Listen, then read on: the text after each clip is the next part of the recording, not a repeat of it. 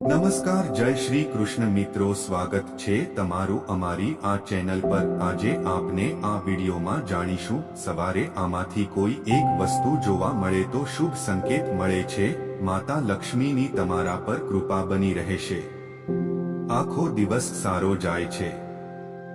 શાસ્ત્રોમાં પણ કંઈક આવું જ કહેવામાં આવ્યું છે અને એવું પણ કહેવામાં આવ્યું છે કે જો કેટલીક વસ્તુઓ વહેલી સવારે જોવામાં આવે તો તેનો અર્થ એ છે કે દિવસ શુભ અને લાભદાયક રહેશે। તો ચાલો શાસ્ત્રો અનુસાર જોઈએ કે કઈ વસ્તુઓ જોવાથી દિવસ શુભ બને છે અને કઈ વસ્તુ જોવાથી દિવસ અશુભ બને છે। સવારે ઉઠીને આ વસ્તુઓનું દર્શન કરવું ખૂબ જ શુભ હોય છે।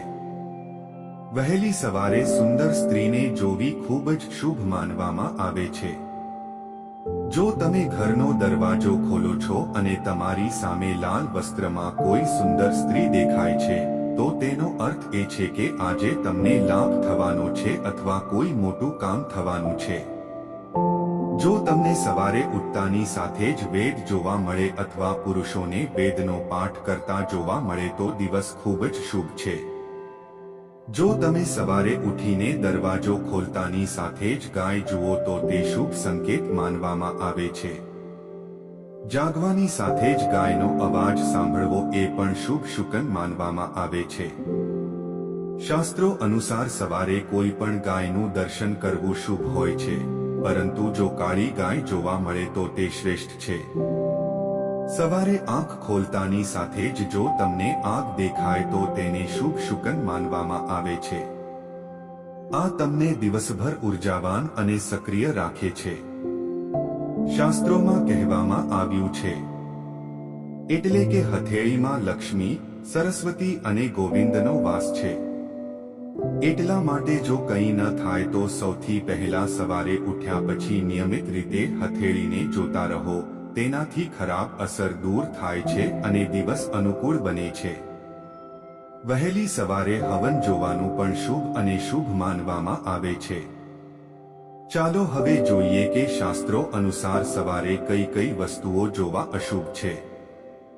શાસ્ત્રોમાં કહેવામાં આવ્યું છે એટલે કે જો તમે સવારે ઉઠીને કોઈ દુર્વ્યવહાર કરતી સ્ત્રી, દારૂ પીધેલી વ્યક્તિ, નગ્ન વ્યક્તિ, કપાયેલ નાક વાળો પુરુષ અથવા પાપી વ્યક્તિ જુઓ તો તે અશુભ અને ફળદાયી છે। કૂતરાને વહેલી સવારે સેક્સ કરતા જોવાનું પણ શુભ શુકન માનવામાં આવતું નથી।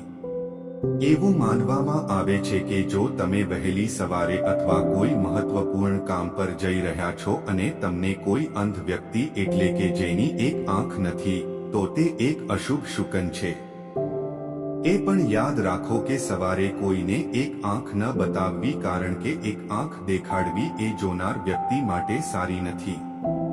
તો આ અમારી ચેનલને સબસ્ક્રાઇબ કરવાનું ભૂલતા નહીં। ફરી મળીશું એક નવા વિડીયો સાથે। જય સ્વામિનારાયણ, જય શ્રી કૃષ્ણ, હર હર મહાદેવ।